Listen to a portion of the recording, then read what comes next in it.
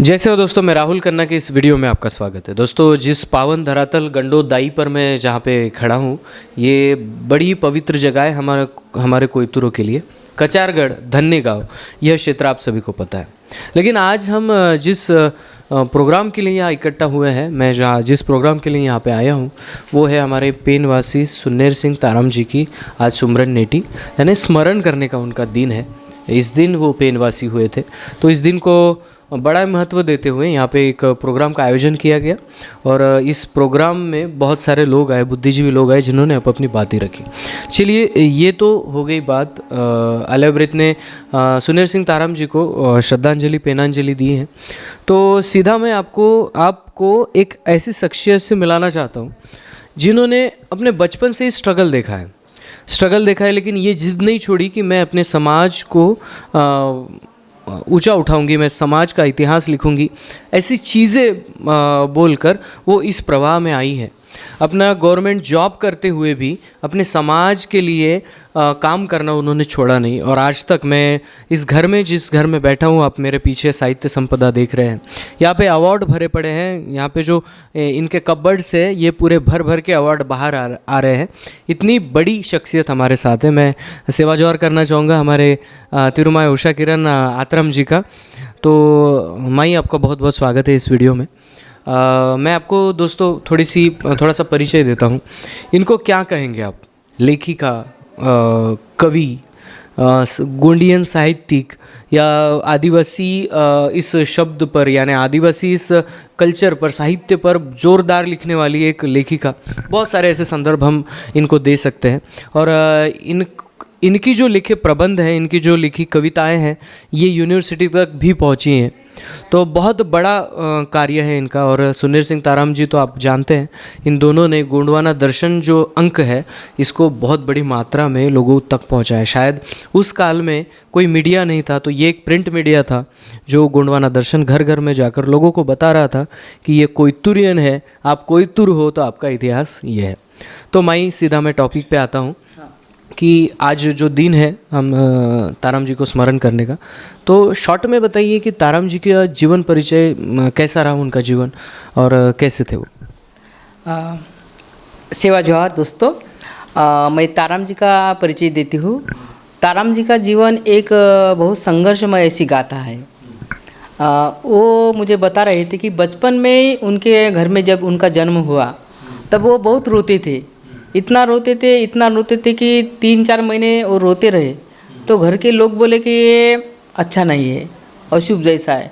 यानी वो नहीं कहते थे, उनके घर में एक सोना रहता था, वो बोलता कि आपके घर में जो ये बच्चा हो गया ये अशुभ है।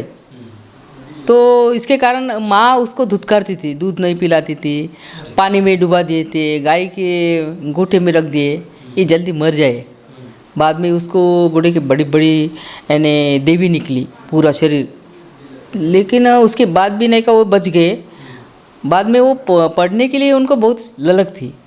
लेकिन घर में ये 7 भाई 2 बहना, बड़े पिताजी के लड़के, बहुत 30-40 लोगों का फैमिली है इनका परिवार। लेकिन सबको खाना देती थी माँ, उनकी मिताली नाम था मेरे सासू का। उनको खाना नहीं देती थी, कपड़े नहीं देती थी। तो फिर और पढ़ने को सब जन पढ़ने के लिए भैया इधर उधर थे, लेकिन वो बोले कि मैं भी पढ़ूंगा। तो नहीं पढ़ना, गाय भैंस कौन चराएगा। यानी सब भाई बहनों में इनका एक अलग भेदभाव किया जाता। हाँ, ऐसा कहना है? बहुत भेदभाव किया जाता था बोले, क्योंकि वो रोते रहते थे और अपशकुनी है इसके लिए। तो फिर भी वो बोले कि मैं पढ़ता रहा, खेत का भी काम, छोटे बचपन में न बकरी चराना, गाय चराना, सब काम करता रहा। और पढ़ने का जब ये होगा तो बोले बकरी कौन चराएगा। तो फिर उनकी बड़ी बहन बोले कि मैं चराऊंगी, इनको पढ़ने दो। तो ताराम जी बोले फिर मैं पढ़ता रहा। पढ़ने के बाद नहीं क्या, वो स्कूल नहीं जाने देते तो रात के स्कूल में जाता था चुपके से। ऐसा करके पढ़ गया, 7वीं क्लास पहला नंबर से पास हो गया, पर घर से भाग गया। ये बोले फिर शादी कर देंगे, तो वो भाग गए। और बाहर फिर उन्होंने संघर्ष शुरू हो गया। बाहर का काम, मजदूरी का, पेपर बांटने का, जो भी काम करता था, काम करके वो पढ़ाई करता रहा उस काल में, छोटा सा एक बच्चा। और बाद में वो ग्रेजुएट तक पढ़ा। बाद में सर्विस की, उनको फिर वो लगा कि हम ऑफिसर बनना चाहिए। तो किताब लेने के लिए पैसे नहीं रहते थे। तो वो बोले फिर एक संस्थापक थे बिलासपुर में, उनको जाकर मिले कि सर आपके यहाँ अभी लाइब्रेरी खुली है तो मुझे वहाँ चौकीदार की नौकरी दे दो। तो बोले तू पढ़ा लिखा है, चौकीदार की नौकरी क्यों करना चाहता है? तो वो बोले सर मैं दिन में तो नहीं कॉलेज करूँगा, रात को चौकीदारी करूँगा तो जो पैसे आएंगे वो भी रहेगा और वहाँ की जो किताब है वो मुझे पढ़ने के लिए मिलेंगे। तो वो बहुत खुश हो गए, तो पढ़ो बोले। उन्होंने डबल 2 गुना पैसे कबूल किए, चौकीदारी भी किए और किताबें पढ़ते गए और वहाँ से उन्होंने डायरेक्ट APSC परीक्षा पास की, क्या बात है। और क्लास 1 अधिकारी बन गए और उनकी पोस्टिंग हो गई। और बाद में उनका अपना काम, तो जो वो भी ऐसा काम करते थे सोशल, तो उनको बचपन में ऐसा लगता था कि मेरा समाज जो है, बोलते थे कि राजा लोग थे, ज़मींदार थे बड़े बड़े, तो फिर आज ऐसी स्थिति क्यों? और बहुत सारी ज़मीन तो बाहर लोगों ने हड़प लिया, बाहर के लोग आए तो हमारे लोग उनका अनुकरण कर रहे। ये जो विषमता उन्होंने देखी, तो बोले वो देखकर मुझे लगता था कि हमारा समाज के लिए हम कुछ करना चाहते हैं। फिर सर्विस में ऑफिसर बन के रहा, तो वहाँ भी फिर जो दूसरे लोग थे उनको, जो मैं सामाजिक सांस्कृतिक या गोंडी संस्कृति की बातें करता था, भाषा की बातें करता था, इतिहास, तो लोगों को पढ़ता नहीं और झूठे लोग काम करते थे, तो उनके साथ मेरा खटकता था। बोले फिर मुझे लगा कि छोड़ देना नौकरी, इसमें रहकर अपने समाज का कार्य नहीं कर सकता। फिर 16 साल के बाद मैंने इस्तीफा दे दिया और खुला होकर अपना काम करने लगा। तो करते करते फिर नहीं का 1983 में उनको लगा, उसके पहले 3 साल उन्होंने दूसरी गोंडवाना सगा करके मैगजीन निकाला, उसमें काम करते रहे। और बाद में गोंडवाना दर्शन को उनका गवर्नमेंट का नाम फाइनल हो गया, मिल गया RN नंबर। तो फिर गोंडवाना पत्रिका 1983 से उन्होंने शुरू की। तब तक वो ऐसा घूमते रहे, जहाँ पेन है, गढ़ी है, बड़े बड़े जमींदार लोग है, राजे लोग है, गढ़ी किला महल है, ऐसे करते करते बाद में वो दिल्ली गए। दिल्ली में जाने के बाद social science, institute of social science में एडमिशन लिया पत्रकारिता और PhD के लिए, और वहाँ से पढ़ाई करते रहा और पत्रिका में काम करता रहा, पेपर पत्रिका में। बाद में वो कलकत्ता लाइब्रेरी में 6 महीने रहे। वहाँ उनको the story of Gondwana land D.D. चटर्सन का किताब पढ़ने के लिए मिला। और पढ़ने के बाद मुझे लगा कि ये उसी वक्त ऐसा इन्हें एक शुभ अवसर कैसा मालूम नहीं हो गया। उनको कंगाली साहब ने यहाँ का पत्र भेजा नागपुर से कि मध्य प्रदेश के इसको, कि जो पत्रकारिता का काम करने वाला, इतिहास जानने वाला कोई होगा तो प्रेजेंट आपकी तरफ से भेज दो। तो मुझे बताया, तो मैं फिर चला गया बोले नागपुर में। तो यहाँ फिर बैठक रही, तो उसमें कंगाली जी भी थे, मरसकोली जी थे, शीतल मरकाम थे और अन्य लोग बैठक के लिए। वहाँ नहीं क्या चर्चा होने लगा, तो उस टाइम मरसकोली जी थे BS, तो वो नासिक में थे। तो ताराम जी बोले कि the story of Gondwana land मैंने पढ़ा है। तो वो बोले अरे मैं भी पढ़ा हूँ अभी। तो फिर उनके पास कॉपी थी, इनके पास भी कॉपी थी, तो ये दोनों ने क्या चर्चा हो गई वहाँ। तो कंगाली साहब ने भी पढ़ने के लिए दे, सब लोगों ने 1 सप्ताह तक पढ़े किताब 8-15 दिन में। और फिर पढ़ने के बाद ना क्या अपने अपने गांव चले गए। बाद में उन्होंने सोचा कि अपन कहाँ कचारगढ़ है, तो कचारगढ़ में वहाँ स्टोरी है लिंगों की, तो हम वहाँ जाएंगे। फिर दूसरा पत्र आया, फिर बोले नागपुर में आए, फिर कोराम भैया थे बिलासपुर, वो भी आए, मरसकोली जी नासिक से आए, तब ताराम जी भोपाल से आए ना, कंगाली के यहाँ सब जन मिले गोंडवाना भवन में। फिर उनकी ट्रिप यहाँ आ गई कचारगढ़ में, यहाँ खोजी बनकर आ गए। और उसी समय फिर वो दिल्ली से लौट कर आए और पत्रिका के लिए उन्होंने अर्जी किया था, वो भी सैंक्शन होकर आ गया।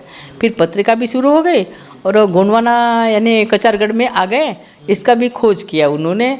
और इनको इतनी खुशी हो गई ये 5 लोगों को, बाकी लोगों को, कि हमको कुछ तो भी मिल गया। हाँ, फिर बोले कि ताराम जी बोले कि हमें अपना इतिहास ढूंढना है, लिखना है, अपना साहित्य है।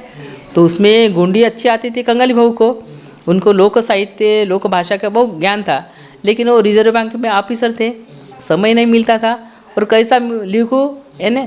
तो इनकी बैठक होती थी नागपुर में। शीतल मरकाम को भी बहुत उसका अनुभव है, वो अभ्यास करते थे। कंगाली भाऊ भी बैठक करने के बाद एक एक विषय पर चर्चा चलती थी। फिर गोंडवाना दर्शन में पहले कंगाली भाऊ मुझे बताए थे कि भाई मैं मराठी में 4-5 लेख लिखे थे, जंगो रायताड़ में, वेंकटेश भाऊ के इसमें।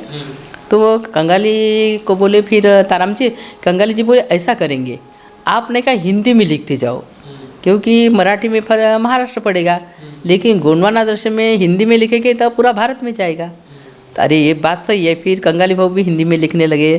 फिर कोमल सिंह मिले, कोराम जी मिले, वट्टी साहब मिले, बहुत सारे लोग, ऐसा ग्रुप तैयार हो गया।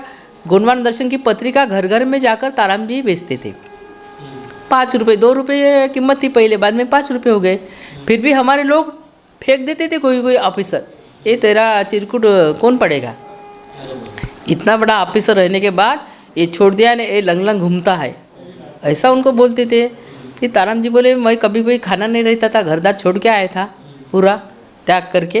तो फिर भटकता रहा, कभी दिल्ली, कभी भोपाल, मद्रास, जहाँ जहाँ, यानी उनको एक ही था ललक कि मेरा गोंडवाना जो इतना बड़ा था, तो उसके बारे में जो इतिहास है वो कहाँ दब गया। लिखने वाले हमारे नहीं है, लेकिन हम लिखेंगे। तो जहाँ जहाँ जाते थे वहाँ पर पत्रिका देते थे और लिखने के लिए प्रोत्साहित करते थे। प्रोत्साहित करने के बाद उनको बहुत सारा यानी मटेरियल मिलने लगा। कविता लिखते थे, कोई कहानियाँ लिखते थे, इतिहास के बारे में, गढ़ किले के बारे में, राजा रानी के बारे में, बहुत सारा। तो जैसे जैसे आता था वैसा वैसा पत्रिका हमारी सस्ती गई और लोगों को लोकप्रिय होने लगा। क्योंकि उस टाइम में गोंडवाना दर्शन की भारत की पहली पत्रिका ट्राइबल की हमारे वहाँ, बोले कि उस टाइम में पेपर हमारा नहीं निकलता था और अन्य लोग छपते नहीं थे। तो इसके कारण पूरे भारत में ऐसा कोई यानी बन गया एक ग्रुप हमारे गोंडियन संस्कृति लिखने वाले राइटर्स का। तो नए नए लोग हो गए। लेकिन ताराम जी बहुत संघर्ष करते रहे। उनके पास कभी पैसे नहीं रहते थे, कभी मंदिर में ठहरते थे, किसी के साथ बैठकर खाना खाते थे। ज़बरदस्त आपने उनकी जीवन कथा बताई, जो स्ट्रगलिंग लाइफ है कि एक आदमी जब समाज के लिए कुछ करने निकलता है तो उसको कितने प्रॉब्लम को फेस करना पड़ता है। पैसों का तो एक बड़ा मैटर है, उससे भी अलग कुछ बहुत टॉर्चर होता है। तो आपकी साहित्य संपदा भी बहुत है, आपका भी एक लेखिका करके नाम बहुत आगे है। तो अब आपकी साहित्य संपदा में से आज क्या कलेक्शन है, आपने क्या क्या लिखा है, कहाँ तक आपका साहित्य पहुँचा है? मैंने गोंडी भाषा में 1993 में मोटियारी किताब लिखा हूँ। बाद में मोहर के नाम का मराठी में लिखा हूँ। बाद में उसका हिंदी में मोटियारी करके हिंदी, मराठी और गोंडी में लिखा हूँ। हाँ, बाद में इंग्लिश में लिखा हूँ। अहेर नाम का मेरा कथा संग्रह है। बाद में शिकार फतेह झाली मेरा कहानी संग्रह है। हाँ, बाद में हिंदी में मेरी गोंडवाना की महान वीरांगना है, ऐतिहासिक महिला के ऊपर। बाद में अहेर का बदला अहेर मेरा मराठी में नाटक है। बाद में शब्दशस्त्र मेरा कविता संग्रह है और लेखनी का तलवारी मेरा मराठी में काव्य संग्रह है। बाद में मेरा संपादित किया हुआ गोंडवाना दर्शन की जमा पूंजी है, अभी निकाली हो। गोंडवाना दर्शन की संपादक होने के नाते मैं गोंडवाना विशेषांक भी निकाला हूँ और काफ़ी मेरे 10-15 किताबें हैं आज भी है। और महाराष्ट्र के 12-13 यूनिवर्सिटी में मेरे किताब है एमए के लिए, और 22 से 24 विद्यार्थी मेरे पीएचडी के हैं। मेरे साहित्य पर पीएचडी करने वाले 6-7 लोग को अवार्ड भी हुआ है। मैं गोंडी, हिंदी, मराठी तीनों भाषा में लिखती हूँ, अनुवाद भी करती हूँ। और वर्ग दूसरी से लेकर एमए पीएचडी के मेरे काफ़ी स्टूडेंट हैं, यानी पूरा महाराष्ट्र। और दूसरी बात यानी महाराष्ट्र की मैं गोंड यानी आदिवासी संपूर्ण समाज में मैं पहली राइटर हूँ जो मेरा साहित्य में है, तो मैं पहली राइटर हूँ। ये मेरे लिए बहुत गर्व की बात है। और 3 भाषा में लिखने वाली नाटककार भी हूँ मैं। अभी मेरा नाटक भी आ गया अहेर का।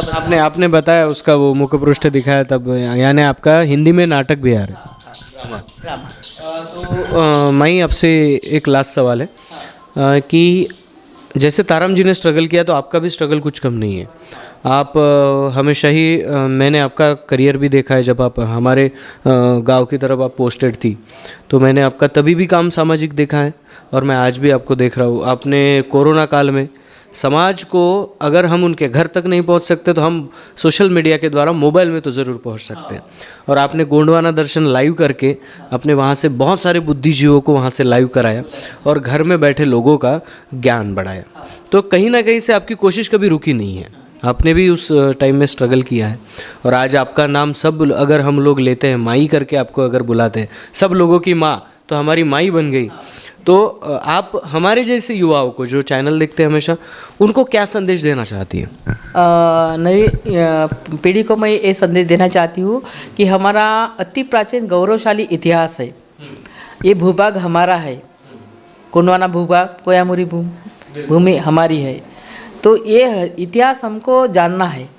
हमारी संस्कृति इतनी महान है कि दुनिया की कोई भी संस्कृति इतनी महान नहीं, और कोई भी प्राचीन संस्कृति गोंडी संस्कृति जैसी इतनी यानी विकसित नहीं है, इतनी यानी सबसे ऊंची आदर्श ऐसी विज्ञानवादी संस्कृति है। तो इसको मत छोड़ो, हमारी जो संस्कृति है उसके बारे में पढ़ो, समझो, और उसके क्या क्या पहलू होते हैं उसके ऊपर सोचने की यानी चिंतन मनन करो। और दूसरा है हमारा जो साहित्य है वो आप लिखो, जो लिखा है वो आप कम से कम पढ़ो। मोतीराम कंगाल जी ने इतना सारा साहित्य का भंडार उपलब्ध हमारे लिए करके रखा है। गोंडवाना दर्शन सुनेश्री ताराम ने लिखा है, और अन्य लोगों ने, प्रकाश जी सलामी जी काम कर रहा है, आप काम कर रहे हैं, और अन्य लोग काम करते। तो उनकी तरफ से कुछ ले आप और पढ़ो, और अपने समाज के लिए हमको जिंदा रखना है। अगर भाषा जिंदा रखना है, संस्कृति जिंदा रखना है, तो हम जिंदा रहेंगे। संस्कृति खत्म हो गई, भाषा यानी माँ, अगर माँ को मार डाल तो हमारा कोई नहीं पालन पोषण करने वाला नहीं है। क्योंकि हमारा जल जमीन जंगल जो हक की ज़मीन थी पाँव के नीचे, तो वो तो चली गई है। अभी भी हम दारू पी के अपने नशा में रहेंगे तो हम तो अपनी बुद्धि को खो दिए, ऐसा हो जाएगा। और आज का चित्र वैसा है। तो अभी ज़रूरत है युवा पीढ़ी की। हम बोलते तो हम तो कल जाने वाले हैं, लेकिन आपके तरफ कल का मैंने कोयतुर समाज का गोंडवाना देखना अगर है तो आप लोग पहले अपने समाज के बारे में सोचो, गण व्यवस्था की तरफ ध्यान दो, समूहवादी बनो। लिंगों का जो वचन है का समूह से रहो, समूह से। यहाँ जात नहीं है, हमारे में जात नहीं, वो मत, हाँ गण होते, गण व्यवस्था को मानो, अपने कुल चिन्ह है उनको मानो। हमारी मातृशक्ति है, मातृ पूजक है, तो महिला लोगों की इज्जत करो। बाकी जो गंदे लोग हैं उनकी संस्कृति जैसे वो आप अपनाओ नहीं, उसको फेंक दो। जो हमारा असल है उसको आप स्वीकारो, और नकल को हम धुतकार देंगे। तो और पढ़ाई करो अच्छी तरह से, IAS ऑफिसर बनो, बड़े बड़े अफसर बनो। अपने मन में ऐसी ऊर्जा और एक ध्येय रखो कि हमको ये अंधेरे से निकलकर सूरज की तरफ और जाना है, और हमारा खोया हुआ जो इतिहास है वो हमें लिखना है, वो हमें जानना है। मेरी कविता भी आपने जब सुना है का मेरा खोया हुआ इतिहास मैं फिर से लिखूंगी।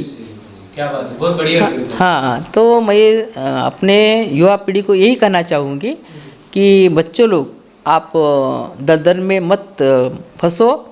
अपने समाज के सभी गण व्यवस्था के भाई लोगों को हाथ में हाथ पकड़कर लिंगों ने दिया हुआ, हाँ, भेदभाव बिल्कुल मिटाओ। भेद हमें नहीं करना। लिंगों का जो वचन है कि समूहवादी बनो, सब गणों को गले लगाओ और मिलकर रहो। क्योंकि हमारी सभ्यता ऐसी सिखाती है, उनमें जात नहीं, विषमता नहीं है, द्वेष नहीं, चोरी नहीं, मत्सर नहीं है।